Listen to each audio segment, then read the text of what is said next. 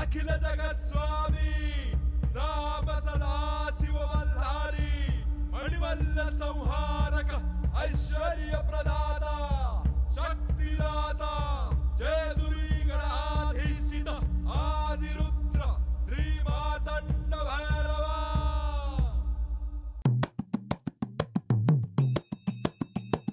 जय देवा जय देवा जय देवा जय देवा जय देवा जय शिव मातंडा।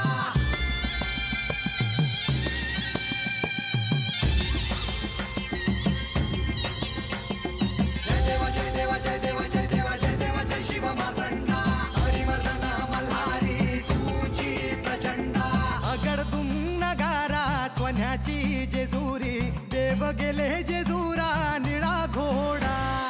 अगडदुम नगारा सोन्याची जेजुरी देव गेले जेजुरा निळा घोडा। पावमे तोडा कमरी कर पटा मिहिर मस्तकी तुरा। खोबऱ्याचा कुटका भंडाऱ्याचा भडका बोल अहंकारा सदानंदाचा येळकोट। सदानंदाचा येळकोट। जय देवा जय देवा जय देवा जय देवा जय देवा जय शिव मातंडा। जय देवा जय देवा जय देवा जय देवा जय देवा जय शिव मातंडा। हरिवर्धन मल्हारी तुझी प्रचंडा।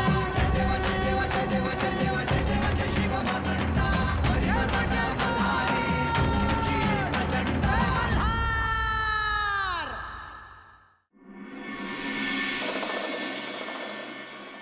मला असं वाटतं आहे की श्री म्हाळसा देवी आज तुमच्या बरोबरच जाण्याचा आग्रह धरणार आहेत। प्रधानजी, देवा, मी केवळ माझ्या मनातली शंका उपस्थित करतो आहे। श्री म्हाळसा देवींच्या मनात नक्की काय आहे हे आता आपल्याला कळेलच। बानू जरी या आख्यानाला गडावर नसली तरी म्हाळसेच्या मनात ती आहे, तिचे अस्तित्व आहे आणि ते सहजासहजी पुसले जाणारे नाही। तेव्हा मला असं वाटतं की त्यासाठी आपल्याला अधिक प्रयत्न करायला हवेत। देवा, त्यासाठी ह्या आधी देखील आपण बाणाईला आदिशक्ती साधना करण्याचे सुचवले आहे आणि ती त्यासाठी पूर्ण प्रयत्न करते आहे। आणि ह्या साधनेमुळे म्हाळसेच्या अंतर्मनात कोणीतरी तिची आठवण काढत आहे याची जाणीव निर्माण होत आहे। या आधी आपली त्यांच्याशी ह्याबद्दल चर्चा देखील झाली आहे देवा। होय, गतजन्मातील आपली अत्यंत प्रिय व्यक्ती आपली आठवण काढत आहे इथवर तिला कळलं आहे। पण प्रधानजी, साक्षात्कारासाठी हे इतकं पुरेसं नाही। देवा, आपण सगळेजण त्यांना साक्षात्कार व्हावा ह्यासाठी प्रयत्न करतोच आहोत। ह्या गोष्टी कळायला काही वेळ तर हा लागणारच। पण प्रधानजी, म्हाळसा आणि बानूला सत्य काय आहे हे कळायला अपेक्षेपेक्षा अधिक वेळ लागत आहे।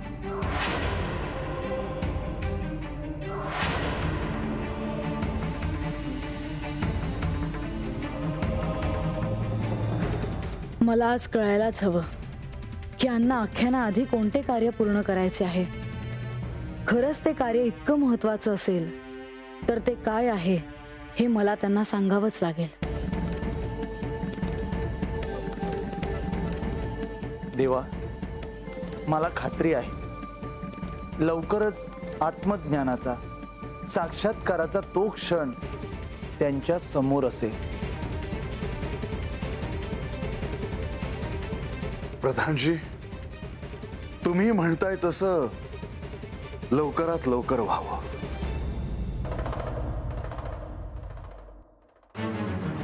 लक्ष्मी देवी, यावं।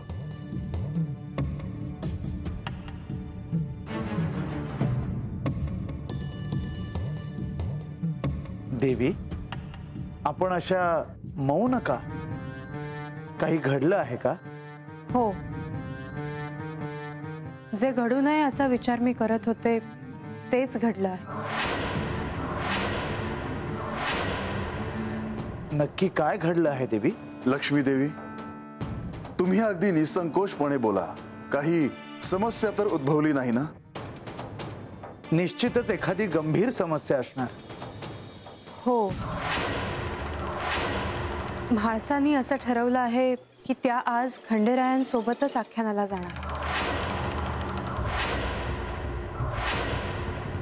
परंतु देवी, हे तुम्हाला कसं कळलं?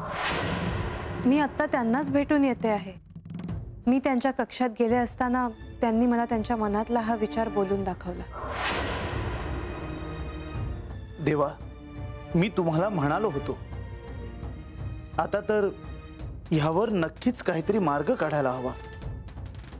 देवा, मला असं वाटतं आहे की अजूनही वेळ गेलेली नाही. आपण बाणाईला आख्यानाला प्रारंभ होणार आहे हे सांगावं. मला देखील असंच वाटतं. म्हाळसा राजसभेत जाण्यासाठी तयार झाले आहेत.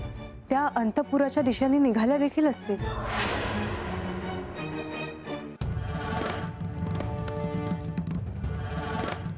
देवा, श्री म्हाळसा देवी इथे येण्याआधीच आपण काहीतरी करायला हवं. कोणते कार्य बंधू?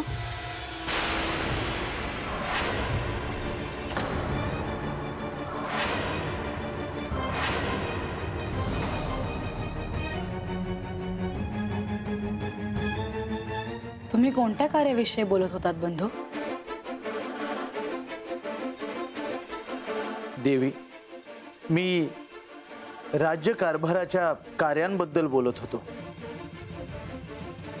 जर तुम्ही येणार आहात हे माहिती असतं तर त्यानंतरच बोललो असतो. आज आख्यानाआधीच राज्य कारभाराविषयी चर्चा होणार आहे हे जर मला ठाऊक असते तर मी देखील याआधीच आले असते. म्हाळसा, बोलण्याच्या ओघातच विषय निघाला. पूर्वनियोजित असे काहीच नव्हते.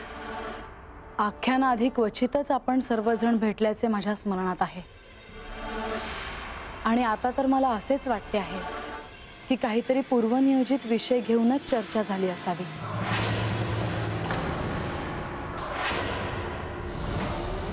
म्हाळसा, तुम्हाला वाटतं आहे तसं चिंतेचं कारण नाही. हे आणि श्री खंडेराय इथे बोलता आहेत असं मला कळलं, म्हणून ह्यांना शोधत मी इथपर्यंत आले. देवी, मला देखील चिंता जाणवत नाही. मी आख्यानासाठीच अंतपुरात आले होते. होय देवी, आता आपण सगळ्यांनी आख्यानासाठी राजसभेकडे प्रस्थान करणेच इष्ट ठरेल. देवा, आम्ही राजसभेकडे जातो आहोत. आम्ही देखील येतोच आहोत.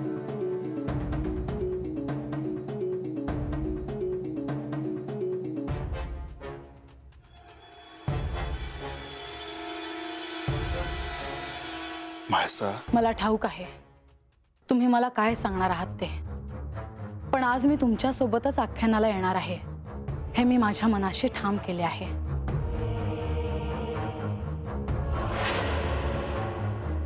याआधी आख्यानाला जाताना तुम्ही मला एकटीने जायला सांगितले आणि तुम्हाला तुमचे कोणते तरी महत्त्वाचे कार्य पूर्ण करायचे होते आणि ते कार्य पूर्ण करून तुम्ही याल असे तुम्ही मला सांगितले होते. पण आज मी हे ठरवले आहे की मी एकटीने आख्यानाला जाणार नाही. म्हाळसा, तू हा असा विचार करत आहेस? कारण ते कार्य काय आहे हे मला अजूनही तुम्ही सांगितले नाही आणि तुम्ही मला आख्यानाला एकटीने जायला सांगितले. पण आज तुम्ही ते कार्य मला सांगावे तरच मी एकटीने जाईन. म्हाळसा, मी तुला हे सांगणार होतो की राजसभेत सर्वजण आपली प्रतीक्षा करीत आहेत आणि आपण तिकडे लवकरात लवकर पोहोचायला पाहिजे. म्हणजे राजसभेत आपण सोबतच जाणार आहोत. तुम्ही माझ्यापासून काही लपवत आहात अशी माझ्या मनात शंका येत असते आणि मग मी अस्वस्थ होते. मला राग येतो. आता यावर अधिक चर्चा नको. सर्वजण आपली प्रतीक्षा करीत आहेत. निघूयात.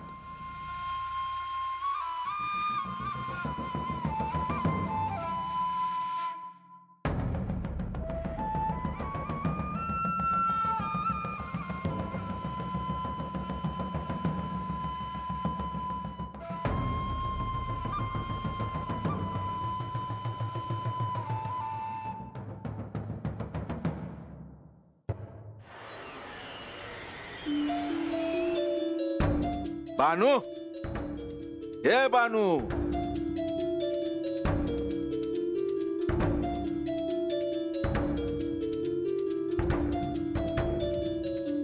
बानू कुठं गेली आता? काय करावं?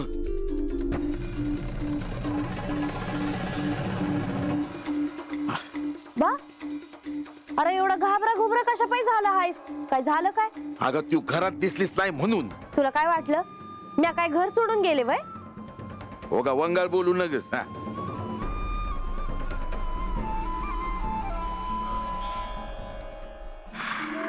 बर, सरपंच संपला हाय, रानात जाऊन आणाय हो. आता नुसतं कशा पायी म्हणतोयस? अगं कळलं की म्या काय म्हणतो बानू, आज रानामध्ये तूच जा. म्या जरा शेडांकडे बघतो आणि दुपार व्हायच्या अगोदर सरपण घेऊन ये. मी आय घरला. आता बाला कसं सांगू म्या? म्या रानामध्ये गेले आणि तत जेजुरीला आख्यान सुरू झालं तर मला ते कसं कळणार? अगं काय बोलत का नाहीस? जाशील ना व? म्या काय म्हणते बा, तूच आजच्याला जाऊन रानातलं सरपण आणणार का ग? का म्हणजे असंच? अरे आजच्या पुरतं घरला हाय सरपण आणि म्या जेवणाचं बघते. तो पतूर तू रानात जाऊन सरपण आण ना, आणि लागलंच तर म्या बघते शेरडांकडं. असं म्हणतीस? अगं मग नंतर चला कशाला, आता जाऊन आणतो की सरपण. होय चालेल.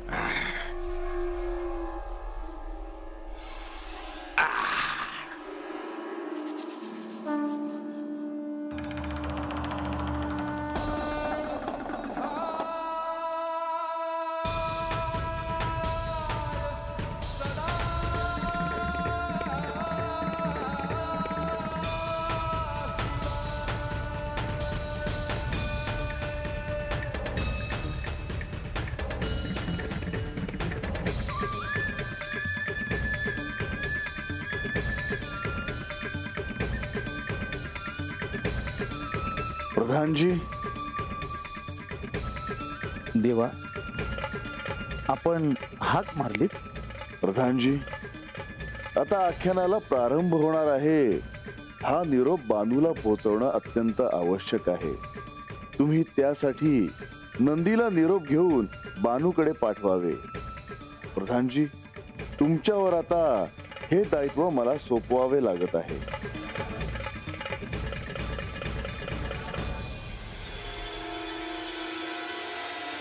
होय देवा, कार्य पूर्ण होईल. मला श्री खंडेरायांनी दिलेलं कार्य त्वरित पूर्ण करायला हवं.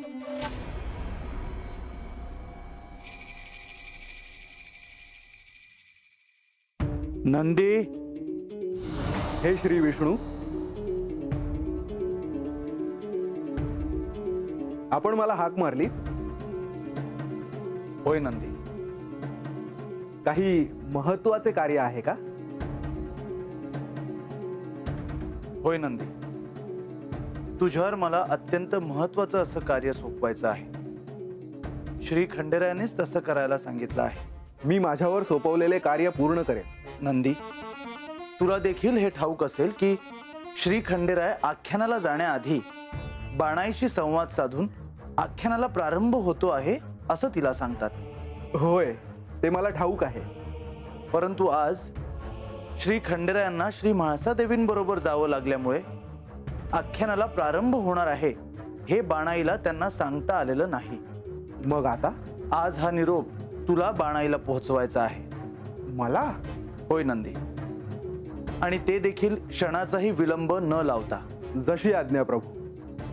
मी हे कार्य पार पाडेन.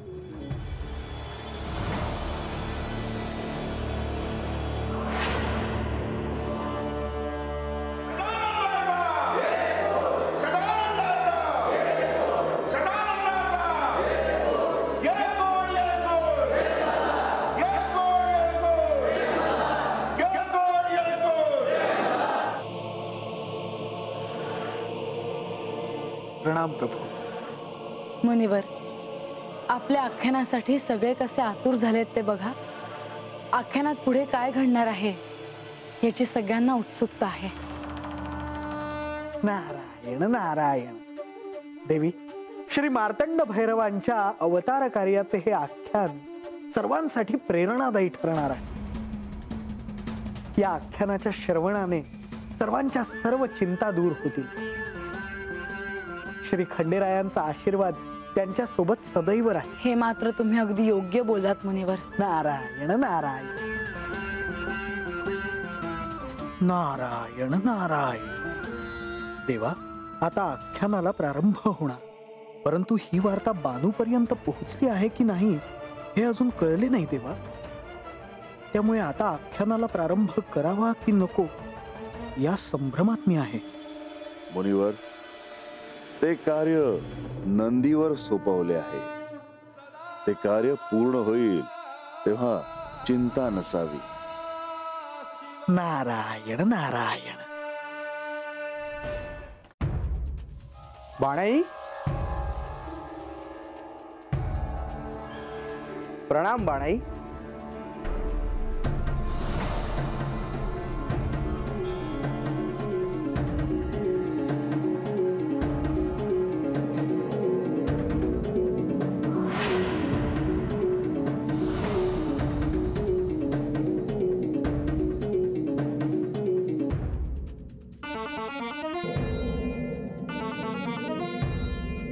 तुम्ही या बसा.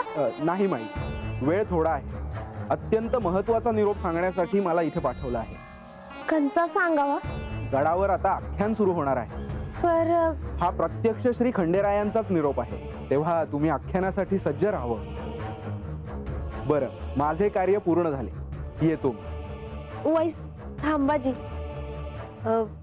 घरला आलेल्या पाहुण्यासनी असं निस्तच जाऊ देऊ नये म्हणतात. पाणी द्या नाही म्हणू नका.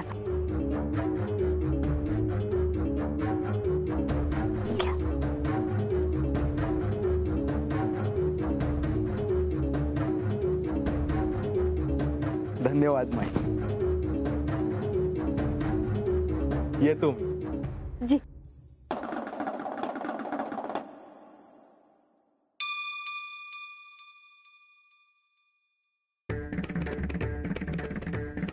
देवांनी ह्यासनी सांगावा घेऊन कशा पायी धाडलं असेल. त्यांनी स्वतः का नाही मला सांगितलं. पण आता त्याचा विचार नको कराय.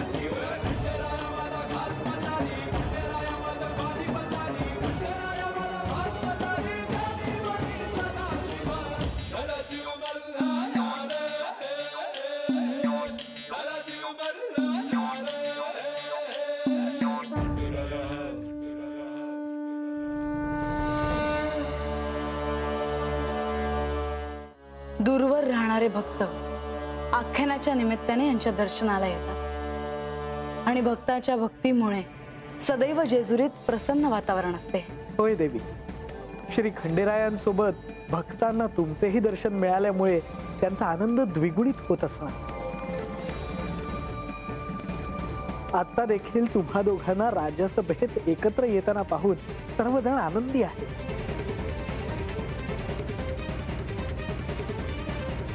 मुनिवर, क्षमा असावी देवा, परंतु श्री म्हाळसा देवींच्या मनात देखील हाच विचार असणार. मी केवळ बोलून दाखवलं. मला देखील हेच वाटले होते मुनिवर. तुम्ही अगदी माझ्या मनातलं बोललात. म्हाळसा, आपण असं नसतं व्हायचंय का?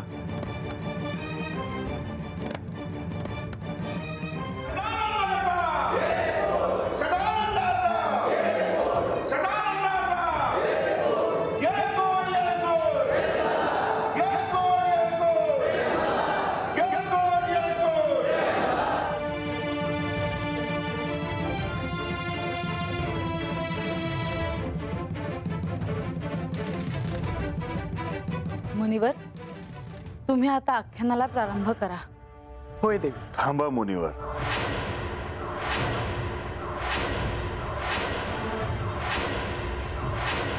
मुनिवर, अजून प्रधानजी आलेले दिसत नाहीत.